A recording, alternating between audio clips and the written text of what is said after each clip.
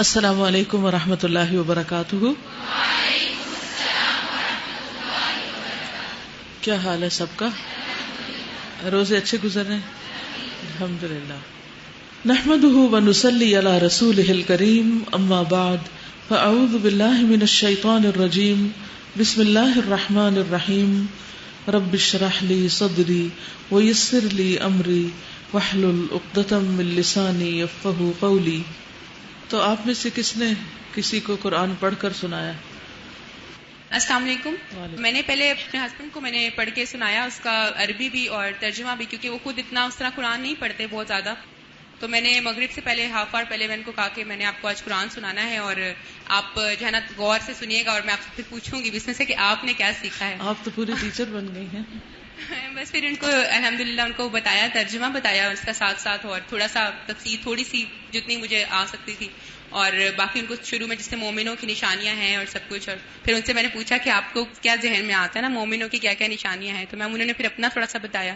اس طرح میم تھوڑا سا انٹریکٹیو کر کے اور ان کو بتایا اور پڑھایا تھوڑا. تو اوور آل کیسا ایکسپیرینس تھا؟ یعنی کہ اگر گھر والے، یعنی ہمارے ہی گھر کے افراد، ہمارے ہی پیارے جو ہیں، اگر ان سے بامقصد گفتگو کی جائے تو؟ جی میم بہت خوشی ہوتی ہے، بہت زیادہ.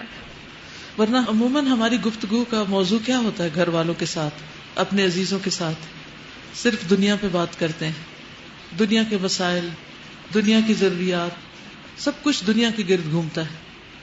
اور اسی وجہ سے پھر اس گفتگو کے اندر کوئی نہ کوئی پریشانی زیر بحث آ جاتی، کوئی نہ کوئی تکلیف دہ چیز، اور اینڈ جو ہوتا ہے عموماً پھر دل خوش نہیں ہوتا. لیکن اگر گھر والوں کے ساتھ بھی علمی اور بامقصد گفتگو کی جائے، چاہے آپ کے بچے ہوں، چاہے آپ کے بہن بھائی ہوں، شوہر ہوں، رشتہ دار ہوں، تو اس سے آپ دیکھیے کہ گھروں کا ماحول بہت بدلے گا. ازواج مطہرات کو اللہ سبحانہ وتعالیٰ نے قرآن مجید میں فرمایا تھا وَاذْكُرْنَ مَا يُتْلَى فِي بُيُوتِكُنَّ مِنْ آیَاتِ اللَّهِ وَالْحِکْمَةِ، کہ اللہ کی آیات اور حکمت کی باتوں میں سے جو پڑھا جاتا ہے ان کا ذکر اپنے گھروں کے اندر کرو. جو تلاوت کی جاتی ہے، جو پڑھا جاتا ہے، نبی صلی اللہ علیہ وسلم پڑھتے ہیں، یہ سناتے ہیں، ان کا تم بھی آگے ذکر کرو. تو یہ خواتین کی بھی ذمہ داری ازواج مطہرات کی سنت کو فالو کرتے ہوئے. جن لوگوں نے تجربہ نہیں کیا وہ بھی اللہ کا نام لے کے کوشش کریں اور اس تجربے کو آف اینڈ آن جاری رکھیں. جن کے گھر والے تو راضی ہو جائیں روز سننے پر، وہ تو موقع غنیمت جانے، اور جن کی تجوید بہت اچھی ہے اور خوبصورت آواز سے پڑھ سکتے ہیں، ان کے لیے اور زیادہ آسانی ہے، کیونکہ دوسروں کے سماعت پہ بوجھ نہیں بنتا، اور ان کے لیے پھر سننا آسان ہو جاتا ہے. جو عربی نہیں صحیح طور پہ پڑھنا جانتے وہ کم از کم ترجمہ سنا دیں، لیکن کچھ نہ کچھ ضرور گفتگو دین کے حوالے سے گھروں کے اندر ہونی چاہیے، تاکہ گھروں کا موسم بدلے، فضا بدلے. جو بہت شدید گرمی ہو چکی ہے وہاں، اس میں قرآن کی بارش برسے تو ہر چیز ٹھنڈی ہو جائے. ٹھیک ہے، لیکن اگر وہ سننا نہ چاہیں تو بہت پیچھا نہ کریں، پھر کسی اچھے موقع کی تلاش میں رہیں، پھر دعا کریں، اور خاص طور پر استغفار کریں کہ اللہ میرا ہی کوئی گناہ ہے جو رکاوٹ بن رہا ہے، آپ اس رکاوٹ کو دور کر دیجئے. ٹھیک ہے انشاءاللہ. تو رمضان جو ہے وہ شہر الدعا بھی ہے، دعاؤں کا مہینہ بھی ہے. بسم اللہ الرحمن الرحیم. ماہ رمضان اور روزے سے متعلق امور کا ذکر کرتے ہوئے اللہ سبحانہ تعالیٰ فرماتے ہیں وَإِذَا سَأَلَكَ عِبَادِي عَنِّي فَإِنِّي قَرِيبٌ أُجِيبُ دَعْوَةَ الدَّاعِ إِذَا دَعَانِ فَلْيَسْتَجِيبُوا لِي وَلْيُؤْمِنُوا بِي لَعَلَّهُمْ يَرْشُدُونَ. اور جب میرے بندے میرے بارے میں آپ سے پوچھیں تو آپ کہہ دیں کہ میں قریب ہوں، میں پکارنے والے کی پکار کا جواب دیتا ہوں جب بھی وہ مجھے پکارے. بس چاہیے کہ وہ میری بات مان لیں اور مجھ پر ایمان لائیں تاکہ وہ ہدایت پائیں. تو اس سے کیا پتہ چلتا ہے کہ اللہ سبحانہ وتعالیٰ قریب ہے، اور ہمیں کسی بھی دکھ، تکلیف، پریشانی اور حاجت میں سب سے پہلے اس کو پکارنا چاہیے اور اسی سے مانگنا چاہیے، اور ہر حال میں مانگتے رہنا چاہیے، لیکن خصوصاً رمضان میں، کیونکہ دعاؤں کی قبولیت زیادہ ہوتی ہے. روزہ دار کی دعا قبول کی جاتی ہے.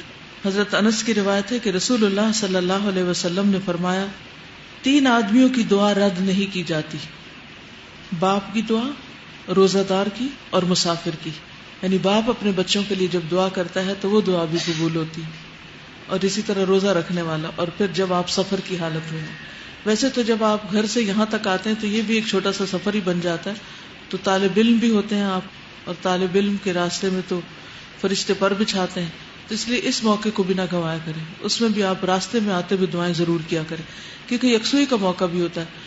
گھر میں انسان کے کئی قسم کے کام ہوتے ہیں, بعض اوقات نمازیں بھی جلدی میں پڑھی جا رہی ہوتی, تو سفر میں اور تو کچھ بھی نہیں کرنا ہوتا.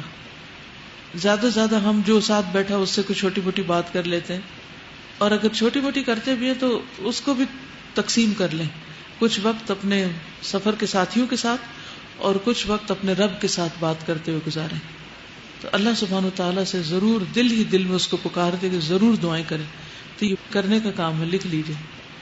اور اگر آپ خود ڈرائیو کرتے ہیں تو گاڑی میں کہیں لکھ کے لگا دیں تاکہ بیٹھتے ہی آپ کو یاد آ جائے. اگر آپ پبلک ٹرانسپورٹ پر سفر کرتے ہیں تو آپ دیکھ لیں آپ کے ہاتھ میں بیگ ہوتا ہے, یہ کیا چیز ہوتی ہے جس کے ساتھ آپ کو ریمائنڈر, صرف دعا کا لفظ لکھ کے ریمائنڈر ڈال دیں. کی چین ہوتا ہے نا, کی چین کے اندر ایک چھوٹا سا ٹیگ اس طرح کا ڈال کے اور اس کی چین کو اپنے بیگ کے ساتھ لگا لیں. تو اس سے کیا ہوگا کہ جو ہی آپ بیٹھیں گے بیگ گود میں رکھیں گے تو دعا سامنے آ جائے گا لفظ اور آپ کو یاد آ جائے گا. تو اس طرح کی چھوٹی چھوٹی چیزوں سے انسان کے جو چھوٹے وقت ہوتے ہیں وہ بھی بہت پروڈکٹیو ہو جاتے ہیں. ایک اور روایت میں ہے, حضرت ابو سعید خدری سے مروی ہے کہ رسول اللہ صلی اللہ علیہ وسلم نے فرمایا, بے شک اللہ تعالی ماہ رمضان کے ہر دن اور رات میں لوگوں کو جہنم سے آزاد کرتے ہیں, اور ماہ رمضان کے ہر دن اور رات میں ہر مسلمان کے لیے ایک ایسی دعا ہے جسے قبولیت سے نوازا جاتا ہے. ہر دن میں ایک دعا آپ کی قبول ہوتی, جتنی بھی آپ مانگتے ہیں اس میں سے کم از کم ایک ضرور قبول ہوتی. تو پھر کثرت سے مانگے, اور جو آپ نے مانگنا ہے وہ پورے حرص کے ساتھ مانگتے چلے جائیں, شاید وہی قبول ہو جائے جو آپ کو سب سے زیادہ ضرورت ہے. یہ تو اللہ سبحانہ تعالیٰ پر ہے. ویسے تو وہ ساری دعائیں سنتے ہیں, لیکن جیسے کہتے ہیں نا جلدی سننے والی بات, جلد قبولیت والی, اس کی طرف اشارہ ہے. افطاری کا وقت دعاؤں کی قبولیت کا وقت ہے. حضرت عبداللہ ابن عمرو بن العاص کہتے ہیں کہ رسول اللہ صلی اللہ علیہ وسلم نے فرمایا, بلا شبہ روزہ دار کے لیے افطاری کے وقت ایک ایسی دعا ہے جسے رد نہیں کیا جاتا. پھر یہ کہ اللہ تعالیٰ کے اچھے اچھے ناموں کے ساتھ اللہ تعالیٰ کو پکاریں, کیونکہ یہ دعاؤں کی قبولیت کا ذریعہ ہوتے ہیں. آپ نے کارڈ لے لیا دعاؤں کا اور پڑھ بھی رہے ہوں گے امید ہے. میں نے تو اپنے قرآن مجید میں رکھ لیا, کیونکہ اسے تو کھولنا ہی کھولنا ہے. تو جب اسے کھولیں گے تو وہ خود بخود سامنے آ جائے گا. اگر وہ میں نے رکھا ہو اپنی شیلف پر تو پھر مشکل ہے پڑھنا اس کو, کیونکہ ابھی یہ جو نئے نام ہے پوری ترتیب سے یاد نہیں ہوئے زبانی. وہ پرانے والے تو زبانی یاد تھے, چلتے پھرتے بھی پڑھ لیتے تھے, لیکن ان کو تھوڑا ٹائم لگے گا ابھی حفظ کرنے میں.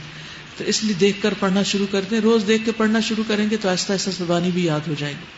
پہلے بھی جب میں نے یاد کیا تو تاج کمپنی کے قرآن کے شروع میں وہ الاسماء الحسنی چھپے ہوئے ہوتے تھے ہمیشہ, تو تلاوت سے پہلے میں ان کو پڑھ لیا کرتی تھی اور صرف اسی پڑھنے سے یاد ہو گئے تھے. تو اسی طریقے سنت پہ عمل کرتے ہوئے میں نے اس کو قرآن مجید کے اندر رکھ لیا کہ جس کو روز کھولنا ہے.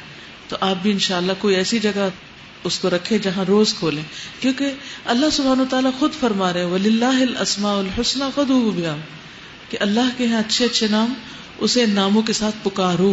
تو ہمیں لازماً پکارنا چاہیے تاکہ اللہ سبحانہ وتعالیٰ ہماری دعائیں سنے. ہم میں سے کون ہے جو اس بات کا محتاج نہ ہو کہ اس کی دعائیں سنی جائیں.